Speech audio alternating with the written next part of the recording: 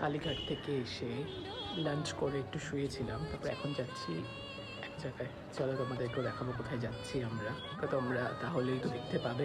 চলে এসেছি আমি শ্যামসুন্দরী মায়ের কাছে। এই শ্যামসুন্দরী মায়ের কাছে আসার ইচ্ছে আমার অনেক দিনের ছিল, তাই আজকের থেকে আর ভালো দিন আমি খুঁজে পেলাম না, তাই আজকেই মায়ের দর্শন করতে আমি চলে এলাম। শ্যামসুন্দরী মায়ের সাথে পরিচয় করে দেওয়ার আলাদা করে কিছু নেই, খুবই ভালো করে তোমরা শ্যামসুন্দরী মাকে চেনো। মাকে দেখে মনে হচ্ছে সত্যি করে একটি মেয়ে দাঁড়িয়ে রয়েছে, যেরকম সুন্দর মাকে দেখতে, আর সত্যি এখানে মা জীবন্ত।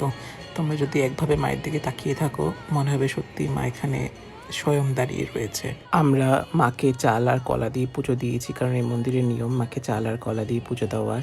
খুব ভালো লেগেছে, খুব সুন্দর আরতি দেখেছি, অঞ্জলি দিয়েছি। আমরা কিভাবে আসবেন এই মন্দিরে তার জন্য আমি একটা বড় ভিডিও বানিয়েছি, খুব শীঘ্রই ওই ভিডিওটা পোস্ট করব।